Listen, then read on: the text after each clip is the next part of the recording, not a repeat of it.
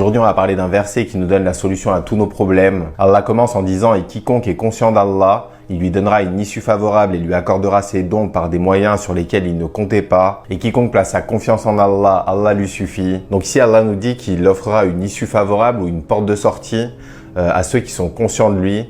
C'est-à-dire que quand on est pris dans une situation compliquée, quand on voit pas de solution possible, la solution, c'est d'être conscient d'Allah, c'est-à-dire d'être conscient qu'il nous voit à chaque instant et de continuer de faire le bien, même dans les moments difficiles. Et pour voir comment ça marche concrètement, on va prendre un exemple.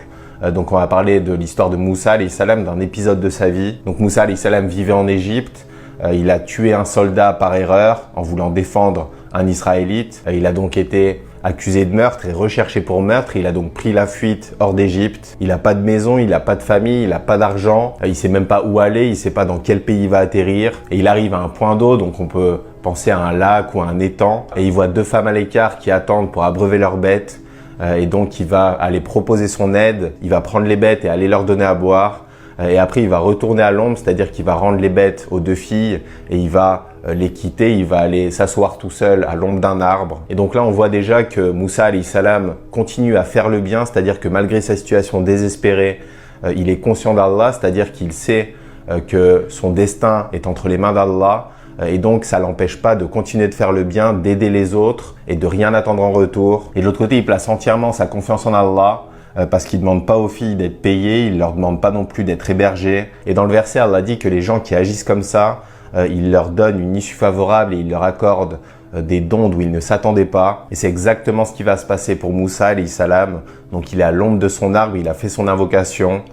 Et Allah continue en disant « Alors l'une des deux filles vint à lui d'une démarche timide. » Et on connaît la suite de l'histoire, c'est le père des jeunes filles qui voulait payer Moussa alayhi salam. Il va avoir une conversation avec lui.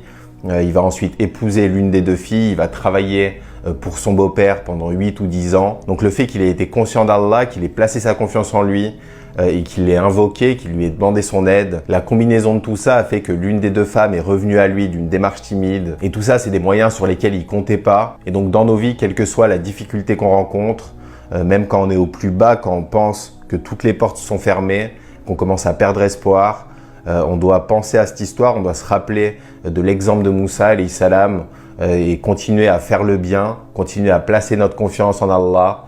Et si on le fait comme il se doit, il nous offrira une porte de sortie, une issue favorable et il nous accordera ses dons d'où on ne s'y attend pas. Et Allah ajoute quelques versets plus loin qu'après la difficulté vient la facilité, qu'Allah nous facilite, qu'Allah nous guide. Salam alaikum wa rahmatullah.